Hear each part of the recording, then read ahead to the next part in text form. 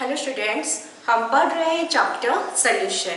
अपने last class में हमने एज़ोट्रॉप यानी कि एज़ोट्रॉपिक मिक्सचर के बारे में पढ़ा था। ओके, और अपने आज के क्लास में हम पढ़ेंगे अबाउट कोलिगेटिव प्रॉपर्टीज। तो फर्स्ट थिंग ये है कि ये कोलिगेटिव प्रॉपर्टी क्या होता है और ये प्रॉपर्टी कौन है जो ये प्रॉपर्टी को शो करते हैं। ठीक है, तो ये जो कोलिगेटिव प्रॉपर्टी है ये प्रॉपर्टी शो करते हैं हमारे आइडियल सॉल्यूशन। आइडियल सॉल्यूशन यानी कि जैसे पढ़े थे हम लास्ट क्लास है उसके एक दो क्लास के पहले, अगर कोई भी सॉल्यूशन जिसमें सॉल्यूट का कॉन्सेंट्रेशन लेस देन 5% होता है तो हम उसको हम ये बोल सकते हैं कि वो आइडियल प्रॉपर्टी शो करता है। ठीक है, तो फर्स्ट चीज है कि ये जो कोलिगेटिव प्रॉपर्टी है ये कौन शो करते हैं, ये आइदर हम बोलेंगे आइडियल सॉल्यूशन या फिर वेरी डाइल्यूट सॉल्यूशन। ठीक है, नेक्स्ट है कोलिगेटिव प्रॉपर्टी क्या होता है। It is the property of A solution but which depends on the number of molecules और ions of solute particles। ठीक है, नंबर ऑफ मॉलिक्यूल्स बोल सकते हैं या फिर कॉन्सेंट्रेशन बोल सकते हैं, किसका, सॉल्यूट पार्टिकल का या फिर उसके आयन का। ठीक है, तो उसके ऊपर जो डिपेंड करता है प्रॉपर्टी उसको हम बोलते हैं कोलिगेटिव प्रॉपर्टी। इसमें ये याद रखना जरूरी है कि ये नंबर ऑफ पार्टिकल्स के ऊपर डिपेंड करता है और ये नेचर ऑफ सॉल्यूट के ऊपर डिपेंड बिल्कुल भी नहीं करता। ठीक है, तो देखते हैं, लिखते हैं कोलिगेटिव प्रॉपर्टी क्या है। This is the property of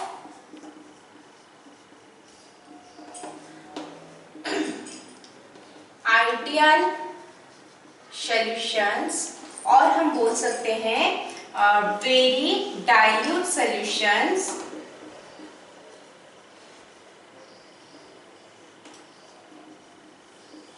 ठीक है, विच डिपेंड्स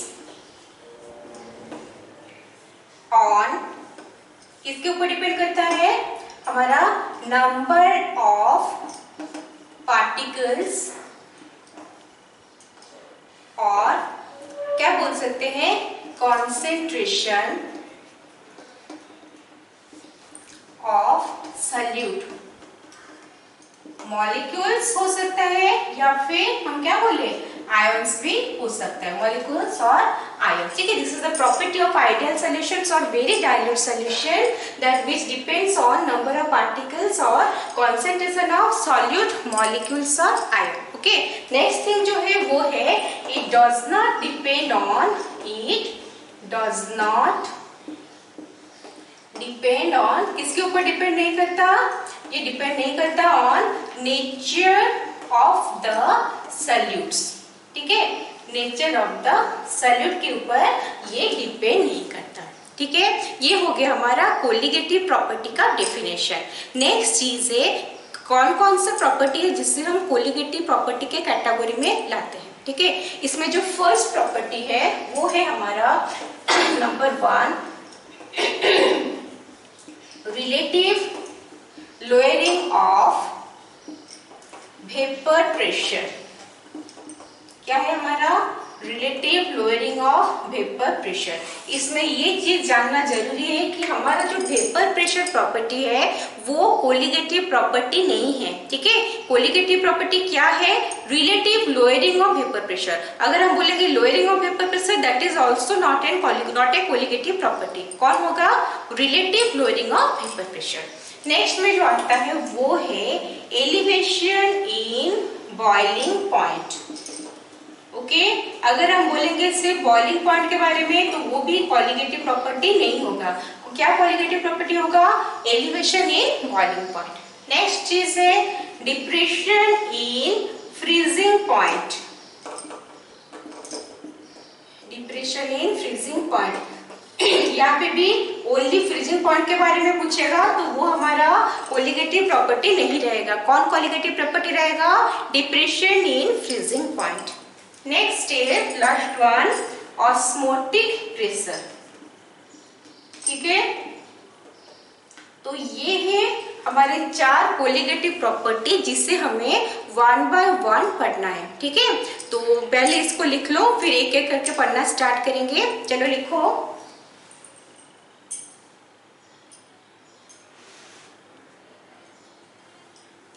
हो गया क्या? मिटाते हैं।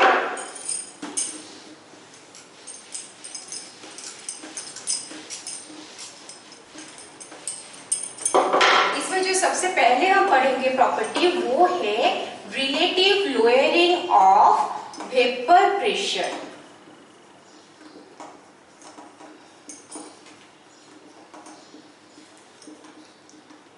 ठीक है।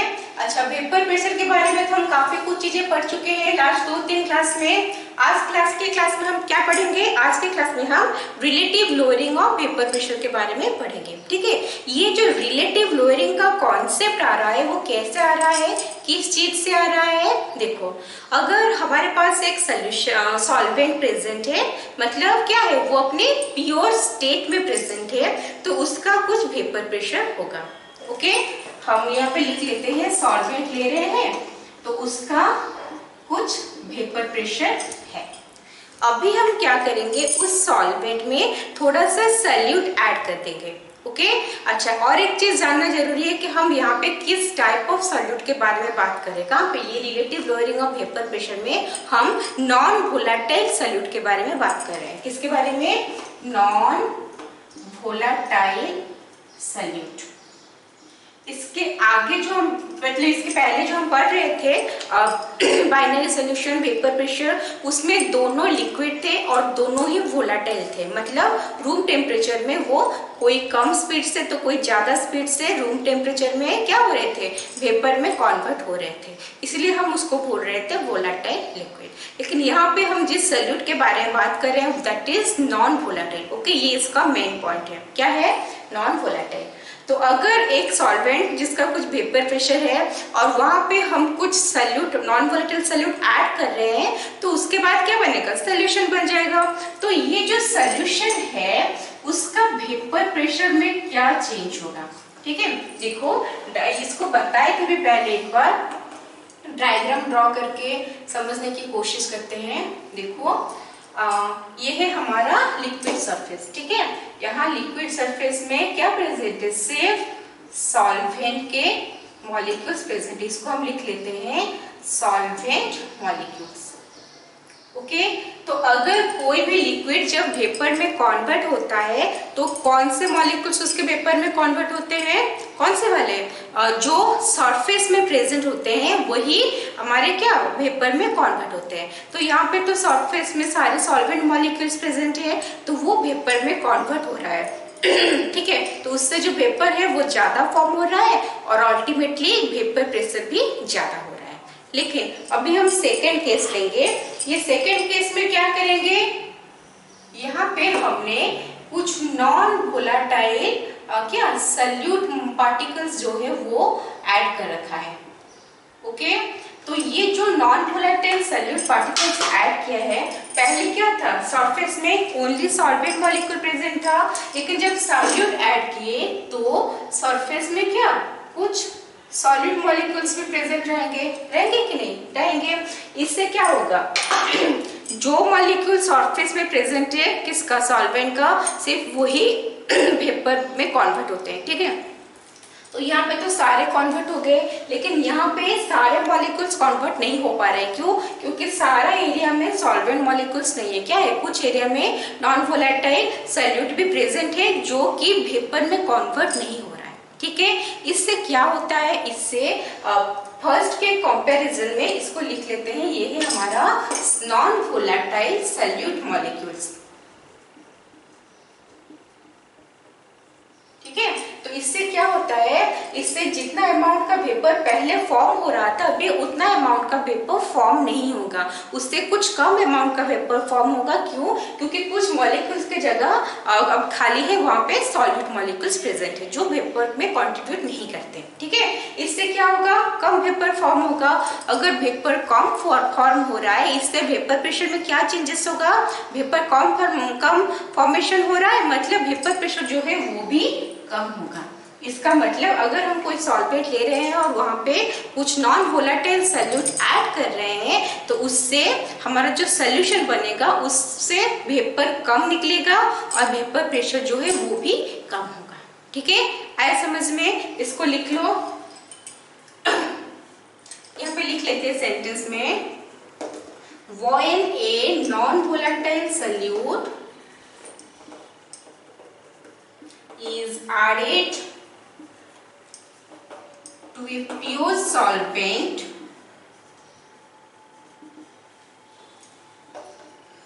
the upper layer of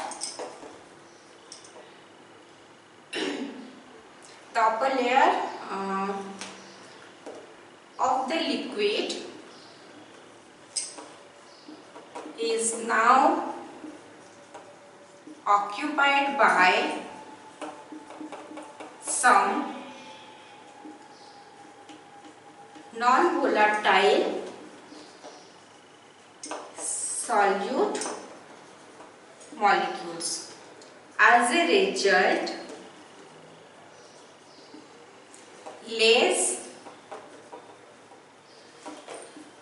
solvent molecules are exposed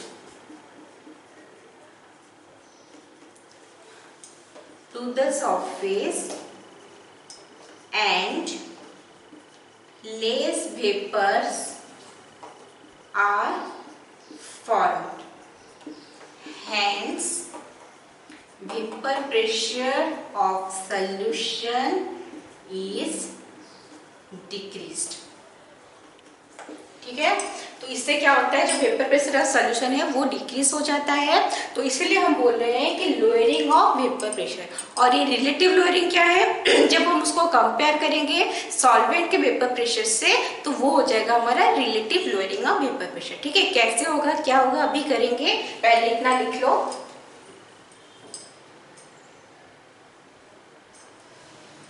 हो गया, मिटाते हैं।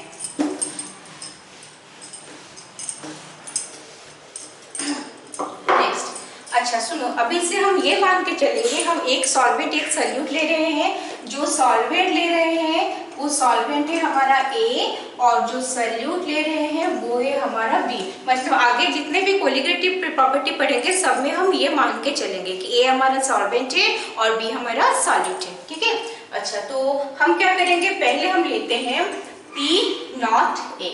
ए क्या चीज है, सॉल्वेंट है। नॉट हम कब यूज करते हैं, जब उसका प्योर फॉर्म होता है। ठीक है, इट इज क्या है, वो है vapour pressure of solvent in pure state. ठीक है, ये हमारा क्या हो गया, P0A। अगर हम लेंगे PA तो ये क्या बन गया, वो है हमारा वेपर प्रेशर ऑफ सॉल्यूशन। ठीक है, क्योंकि अभी वो प्योर नहीं है, इसमें क्या है, कुछ सॉलिड मॉलिक्यूल जो है वो ऐड हो चुके हैं। नेक्स्ट चीज जो हम लिखेंगे वो है हमारा क्या मोल फ्रैक्शन के बारे में, जीटा A। ये है मोल फ्रैक्शन ऑफ A और जीटा B क्या लेंगे, मोल फ्रैक्शन ऑफ B। ये याद रखना पड़ेगा हमें कि बाइनरी सॉल्यूशन है और A और B सिर्फ दोनों ही कंपोनेंट प्रेजेंट है, तो हमारा जो मोल फ्रैक्शन ऑफ A और मोल फ्रैक्शन ऑफ B का जो सम आएगा वो हमेशा 1 ही आएगा। ठीक है, नेक्स्ट हमें क्या करना है, नेक्स्ट में देखना है हम क्या पढ़ रहे हैं, relative lowering of vapour pressure. तो relative lowering of vapour pressure जानने से पहले हमें लोअरिंग ऑफ वेपर प्रेशर देखना पड़ेगा। ठीक है, तो हम पहले क्या लिखेंगे, लोअरिंग ऑफ वेपर प्रेशर। ये लोअरिंग ऑफ वेपर प्रेशर कैसे होगा, हमने इससे पहले पढ़ा था, प्योर सॉल्वेंट में लेंगे तो उसका कुछ वेपर प्रेशर आता है। ठीक है, और जब सॉल्यूट ऐड कर देंगे मतलब जब वो सॉल्यूशन बन जाएगा वेपर प्रेशर डिक्रीज हो जाएगा। ठीक है, तो इससे कौन ज्यादा है, किसका वैल्यू ज्यादा है, P0A। प्योर स्टेट में वेपर प्रेशर ज्यादा है और सॉल्यूशन ऐड मतलब सॉल्यूट ऐड करने के बाद यानी कि सॉल्यूशन बनने के बाद वेपर प्रेशर कम हो रहा है। तो इससे हमें ये पता चल रहा है कि P0A is greater than PA। Okay, तो हम यहाँ पे क्या लिख रहे हैं, लोअरिंग ऑफ वेपर प्रेशर लिख रहे हैं। लोअरिंग ऑफ वेपर प्रेशर का सिंबल हम देंगे डेल्टा P। ठीक है, तो कौन ज्यादा बड़ा है, P0A बड़ा है और PA छोटा है। So P0A sorry delta P equal to P0A minus PA। हो गया, that is equal to P0A तो है एज सच, बट PA का कुछ फॉर्मूला होता है। ठीक है, क्या फॉर्मूला होता है, हम पढ़े हैं P equal to P not a into mole fraction of A. पढ़े है ना? इसका वैल्यू पुट करेंगे P not a into mole fraction of A, that is equal to, अगर हम यहाँ पे पी नॉट ए कॉमन ले लेंगे तो क्या आएगा 1 minus zeta A. It implies delta P equal to P not A 1 minus zeta A. हमें पता है zeta A plus zeta B कितना है 1 है, तो 1 माइनस जीटा ए कितना होगा जीटा बी, यानी कि mole fraction of b. So delta P equal to P not a into mole fraction of b. ठीक है, ये हमारा एक चीज निकला। नेक्स्ट है ये जो हम इसको ये एक फॉर्मूला की तरह हम यूज कर सकते हैं। ठीक है, और एक नेक्स्ट हम और एक चीज भी यहाँ से निकाल सकते हैं, डेल्टा पी यहाँ पे है by P not a, that is equal to कितना आएगा जीटा बी, मतलब मोल फ्रैक्शन ऑफ बी। ठीक है, ये डेल्टा पी क्या चीज है, lowering of vapour pressure divided by P not A क्या चीज है, वो है हमारा प्योर सॉल्वेंट का वेपर प्रेशर। ठीक है, तो change in vapour pressure by pure solvent का वेपर प्रेशर, ये से क्या होता है, ये होता है हमारा relative lowering of vapour pressure. So यहाँ पे जो लिखे हम delta P by P not a, that is equal to delta P तो जो लिखे हैं उसको लिख सकते हैं हम क्या है p not a minus P A by P not a. ठीक है, वो क्या है हमारा, that is equal to zeta b. और ये दोनों जो चीज है इसको हम क्या बोलेंगे, relative lowering of vapour pressure. ठीक है, ये हमारा क्या, ये डिवाइडेड बाय नहीं है, कंफ्यूजन होगा, मिटा देते हैं ये इसको, ये दोनों टर्म जो है वो इक्वल है, वो है हमारा relative lowering of vapour pressure. ठीक है, यहाँ तक पहले कर लो, फिर आगे बढ़ते हैं।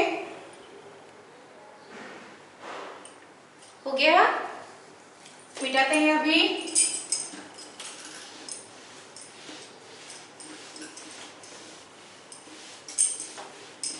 तो क्या फॉर्मूला हमारा निकला था, हमारा फॉर्मूला निकला था डेल्टा पी मतलब p not a minus P A by P not a equal to mole fraction of b. ये फॉर्मूला हमने डिराइव किया था। ठीक है, अच्छा ये मोल फ्रैक्शन ऑफ बी क्या चीज है, p not a minus P A by P not a. Mole fraction of b क्या होता है, number of moles of b divided by total number of moles, ये होता है हमारा मोल फ्रैक्शन का फॉर्मूला, होता है ना। अच्छा, अभी एक काम करेंगे हम, अभी जो प्रॉपर्टी पढ़ रहे हैं किसका, relative lowering of vapour pressure का, तो ये कौन से टाइप ऑफ सोल्यूशन के बारे में पढ़ रहे हैं, हम पढ़ रहे हैं अबाउट क्या, very dilute solution. Okay, ideal solution या वेरी डाइल्यूट सोल्यूशन। ये वेरी डाइल्यूट सोल्यूशन का मतलब क्या है, वेरी डाइल्यूट सोल्यूशन मतलब यहाँ पे जो सॉल्यूट का मॉलिक्यूल का कॉन्सेंट्रेशन है वो सॉल्वेंट के मॉलिक्यूल के कॉन्सेंट्रेशन से काफी कम है। मतलब हम number of mole of B मतलब number of mole of solute को क्या कर सकते हैं, number of mole of solvent के कंपैरिजन में उससे उसका वैल्यू बहुत कम है। मतलब यहाँ लिखेंगे एन बी जो है that is far less than n a, बहुत कम है। ठीक है, तो एन बी का तो कुछ वैल्यू है, वो वैल्यू है, हम उसको मना नहीं कर सकते कि उसका कुछ वैल्यू नहीं है। बट अगर हम क्या सॉल्वेंट के मॉलिक्यूल के साथ कंपेयर करेंगे उस टाइम में हम Na प्लस Nb का value is nearly equal to Na का वैल्यू कर सकते हैं, क्योंकि वेरी डाइल्यूट सोल्यूशन है तो सॉल्यूट का मॉलिक्यूल काफी कम है। जब तक खाली सॉल्यूट का मॉलिक्यूल रहेगा जैसे कि न्यूमरेटर में है, हम उसका कुछ नहीं कर सकते। ठीक है, लेकिन जब हम सॉल्वेंट के मॉलिक्यूल के साथ ऐड कर रहे हैं यहाँ पे, उस केस में क्योंकि इसका वैल्यू बहुत ही कम है, किसका, सॉल्यूट का नंबर ऑफ मोल, तो हम दोनों को ऐड करेंगे तो that is nearly equal to क्या हमारा जो सॉल्वेंट का नंबर ऑफ मोल के आसपास ही है। ओके, तो यहाँ पे हम क्या करेंगे, that is equal to Nb by Na हम लिख सकते हैं। ठीक है, ये हमारा हो गया।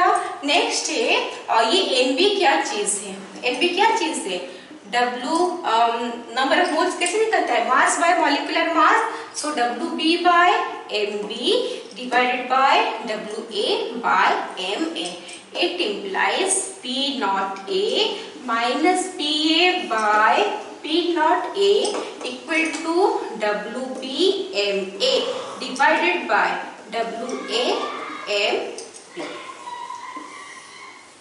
ठीक है, ये है हमारा नेक्स्ट फॉर्मूला।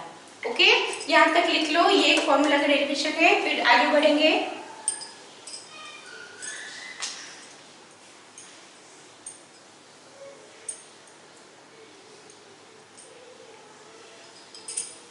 हो गया, मिटाते हैं।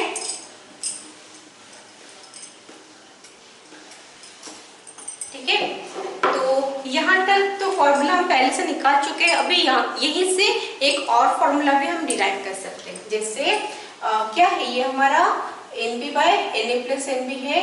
अभी हम क्या करेंगे, हम इसको उल्टा कर सकते हैं। जैसे मान लो A by B equal to C by D है, it implies B by A equal to D by C. हो सकता है, हम कर भी सकते हैं, पर हम क्यों कर रहे हैं, इसलिए कि हमें यहाँ से कुछ और एक फॉर्मूला निकालना है। ठीक है, इट इम्प्लाइज क्या करेंगे, उल्टा कर देंगे, P not a by P not a minus P A that is equal to N A plus N B by N B. अभी N A by N B ये तो अलग लिख सकते हैं, plus N B by N B equal to कितना होगा, 1। अभी हम ये 1 को लेफ्ट हैंड साइड में ले आते हैं, p not a by P not a minus P a minus 1 equal to N A by N b. It implies P not a minus p not a plus p a divided by P not a minus P A equal to N A by N b. It implies यहाँ पे क्या, P not a cancel हो जा रहा है, क्या निकल रहा है, p A by P not a minus P A equal to N A by N b. ठीक है, यहाँ तक हमारा निकल गया। ओके, तो अभी हम क्या करेंगे, जैसे इसको उल्टा किए थे फिर से उल्टा कर देंगे। इट इम्प्लाइज क्या आएगा, उल्टा करेंगे तो P not a minus P a divided bye क्या है, पी ए इक्वल टू, इसको भी उल्टा करेंगे, n B by n a. ठीक है, n B by n a क्या है, नंबर ऑफ मोल्स कैसे निकलता है, वेट बाय मॉलिक्यूलर मास, मतलब मास बाय मॉलिक्यूलर मास, और यहाँ पे mass of A by molecular mass of A. It implies P not a minus P A by P A equal to W B M A divided by W A M B. ये हमारा next formula है। ठीक है, आया समझ में कैसे हो रहा है। तो यहाँ पे एक चीज जान के रखो कि कहीं पे भी हमारा फॉर्मूला का डेरिवेशन क्वेश्चन में नहीं आएगा, हम इस फॉर्मूला को यूज करके हमें न्यूमेरिकल करना होगा। ठीक है, डेफिनेशन आ सकता है, न्यूमेरिकल आ सकता है, डेरिवेशन नहीं आएगा। ओके, फिर भी हमें देखना है, सीखना है कि कैसे हो रहा है। ओके, चलो लिख लो इसको।